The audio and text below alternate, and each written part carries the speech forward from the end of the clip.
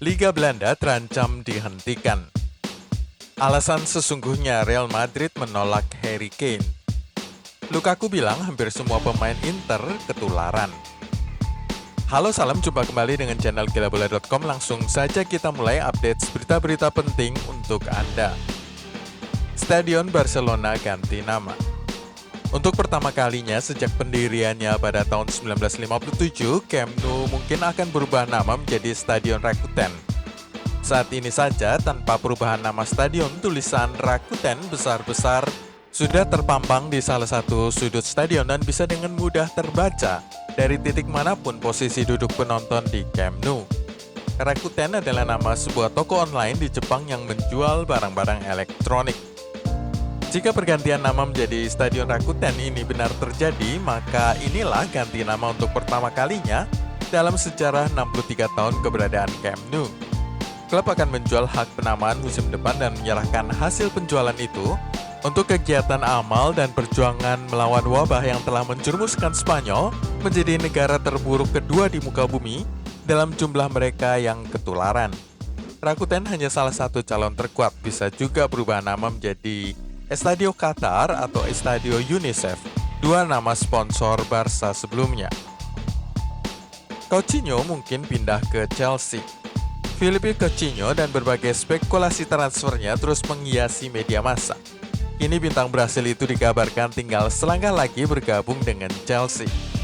Media terbitan Spanyol mengklaim bahwa The Blues menyediakan rute pelarian yang paling realistis dan Coutinho kini sudah sangat dekat untuk merampungkan proses transfernya ke Stamford Bridge.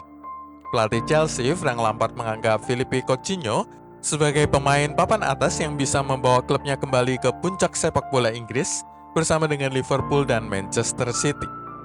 Laporan itu juga mengklaim bahwa Barcelona siap menjual Coutinho sebesar 1,5 triliun rupiah meskipun mereka menghabiskan dana sebesar 2,6 triliun rupiah untuk pemain internasional Brasil itu 2 tahun yang lalu.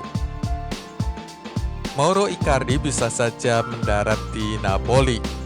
Sumber yang dekat dengan Mauro Icardi mengkonfirmasi bahwa Napoli sudah pernah mencoba mengontraknya pada masa lalu dan striker Inter itu yang tengah dipinjamkan ke PSG mungkin saja akan menerima tawaran Napoli di masa depan. Sang penyerang asal Argentina itu telah dikaitkan dengan Juventus, Manchester United, dan Chelsea. Jika PSG tidak kunjung mengaktifkan opsi pembelian permanen sebesar 1,2 triliun pada akhir musim ini. Napoli muncul sebagai pilihan yang sangat menarik, terutama karena Arkadiusz Milik dan Dries Mertens diperkirakan akan pergi musim panas ini. Jika Aurelio De Laurentiis tidak memaksakan kedatangan Icardi, maka dia mungkin akan menyesal. Sang pemilik Napoli itu selalu berusaha untuk merekrut Icardi, kata Elio Letterio Pino, konsultan hukum untuk Icardi dan Wanda Nara, dalam sebuah wawancara dengan Radio Marte. Karena satu dan lain alasan Mauro tidak ingin berada di Italia musim panas lalu, jadi presiden Napoli itu salah pilih waktu.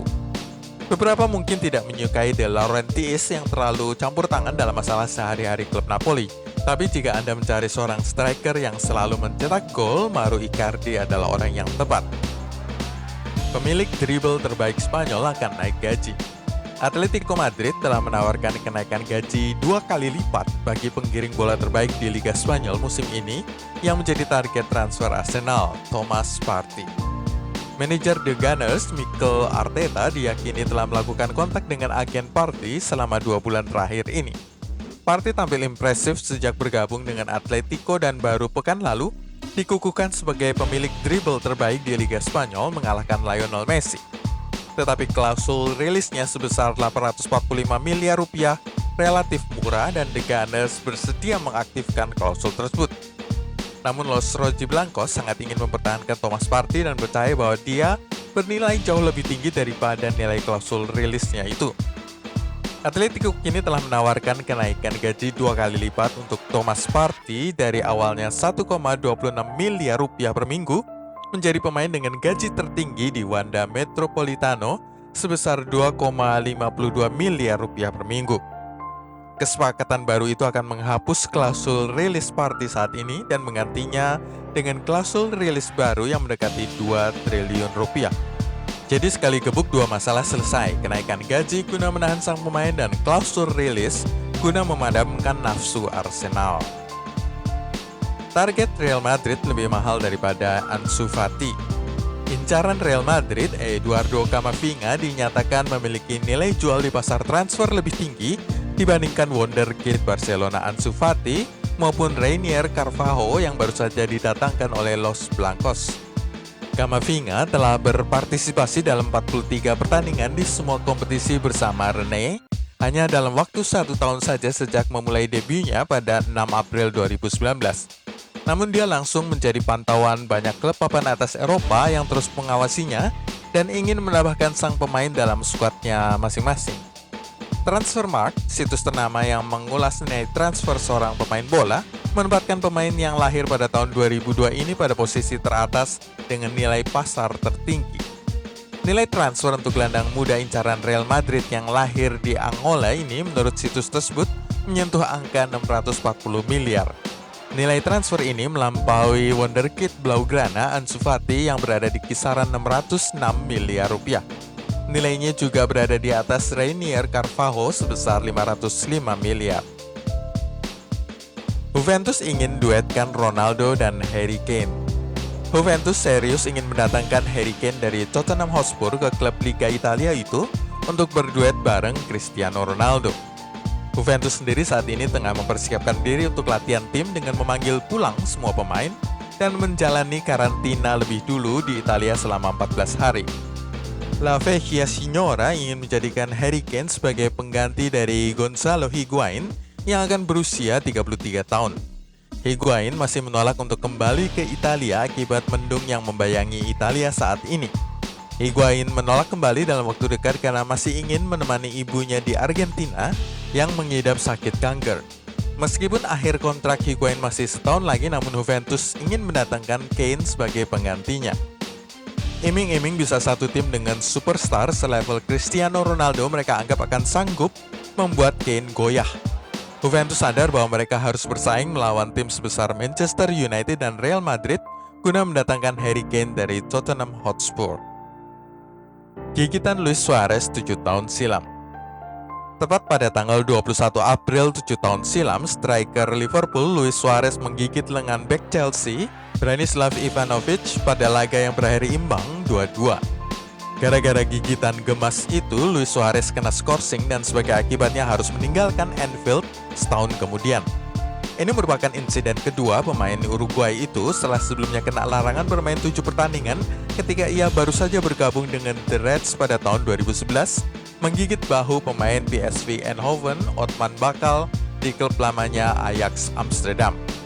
Luis Suarez juga mempermalukan dirinya sendiri pada musim pertamanya di Anfield setelah dinyatakan bersalah melakukan pelecehan ras terhadap bek Manchester United Patrice Evra. Tapi ternyata Luis Suarez tidak kunjung kapok. Ia kemudian bermain untuk timnas Uruguay dalam sebuah pertandingan Piala Dunia 2014 melawan Italia. Luis Suarez kembali mengulang kebiasaan menggigit bahu lawan saat terlibat bentrok dengan bek Italia Giorgio Chiellini. Sebagai akibatnya dia kena skorsing 4 bulan. Sebelum kita lanjutkan dengan berita semua pemain Inter ketularan, klik dulu subscribe, like, dan tendang loncengnya. Penundaan Euro selamatkan Rashford. Beruntung Euro 2020 diundur ke tahun depan. Kalau tidak, maka pemain Manchester United Marcus Rashford beresiko cedera lagi karena akan memaksakan diri turun bermain bagi The Three Lions. Rashford mengatakan sebelum terbitnya keputusan penundaan Piala Eropa selama 1 tahun, dia sudah ingin cepat-cepat kembali dari cederanya guna membela timnas Inggris musim panas ini. Untung Euro diundur ke tahun 2021 akibat situasi buruk yang kini membayangi Eropa. Manajer Manchester United Solskjaer pernah mengatakan pada bulan Februari bahwa Rashford diragukan bisa main di Piala Eropa karena mengalami cedera di punggungnya.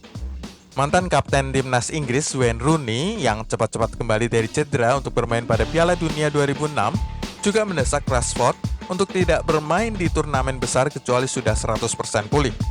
Tapi pemain berusia 22 tahun itu mengatakan akan sangat sayang jika sampai melewatkan Euro 2020.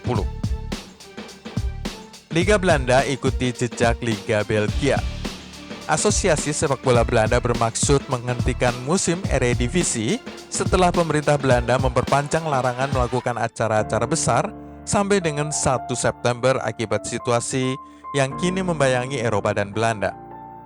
Ajax Amsterdam dan Alkmaar memimpin divisi teratas Belanda dengan sama poin setelah 26 pertandingan dengan Ajax unggul selisih gol.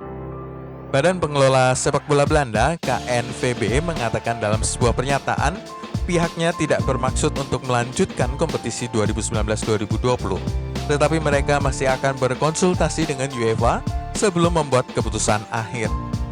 Sebelumnya pada hari Selasa kemarin, UEFA mengatakan beberapa liga Eropa mungkin saja bisa dibatalkan dalam kasus-kasus khusus akibat pandemi ini.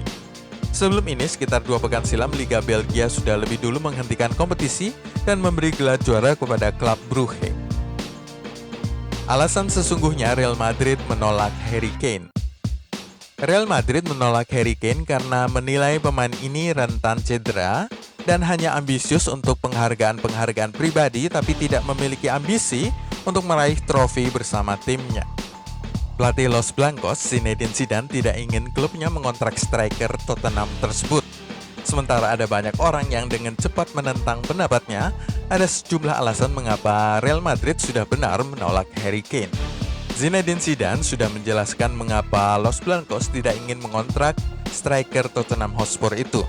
Dia merasa pemain Inggris itu sepertinya tidak akan membawa apapun ke dalam klub, dan pada saat seperti ini ketika pasar transfer tengah ambruk, klub harus hati-hati dalam kebijakan transfer mereka. Jangan sampai membuang 2 atau 3 triliun secara percuma. Sepertinya Harry Kane tidak memiliki ambisi memenangkan piala, trofi, atau apapun dalam hal ini. Satu-satunya hal yang dia selalu ingin menangkan adalah penghargaan pribadi yang menunjukkan bahwa dia berada pada tim yang salah. Juga Harry Kane memiliki masalah cedera yang tidak terhitung jumlahnya dalam beberapa musim terakhir. Ini adalah alasan utama Tottenham selalu gagal memenangkan apapun, karena striker utama mereka sudah lama absen. Ini pasti sesuatu yang tidak diinginkan oleh Zidane, membeli pemain yang nantinya hanya menghuni kamar perawatan. Pemain Inter mungkin sudah ketularan. Menurut Romelu Lukaku, hampir semua pemain Inter Milan mungkin sudah ketularan pada awal Januari 2020. Dengan 23 dari 25 orang di tim utama mengalami gejala batuk dan demam. Hal ini disampaikan oleh striker Belgia itu dalam sebuah siaran live di Instagram bersama dengan Kate Kerkhoffs, istri dari penyerang Napoli asal Belgia, Dries Mertens, pada Rabu dini hari. Para pemain Liga Italia punya 1 pekan libur di bulan Desember dan kemudian kembali pada awal Januari untuk sesi latihan. Menurut mantan pemain Manchester United ini, 23 dari 25 pemain Inter sakit. Saya sedang tidak bercanda, kata Lukaku. Saat melakukan pertandingan melawan timnya Raja Nainggolan, Cagliari, setelah 25 menit salah satu pemain bertahan, Milan Skriniar, harus ditarik keluar dan hampir saja jatuh pingsan, ujar Lukaku pada siaran itu. Semua orang batuk dan mengalami demam. Saat saya melakukan pemanasan, saya juga merasakan diri sedikit demam daripada biasanya. Sudah bertahun-tahun saya tidak pernah merasa demam. Masalahnya pada waktu itu tes belum dilakukan. Jadi tidak jelas apakah para pemain Inter memang sungguh-sungguh ketularan atau tidak. Sekarang sudah bulan April, jadi kalaupun ketularan sudah percuma tes sekarang. Itu semua dari kami pada hari ini. Terima kasih ya sudah nonton, klik subscribe dan juga share serta tendang loncengnya supaya bisa mengikuti video-video gilabola.com berikutnya.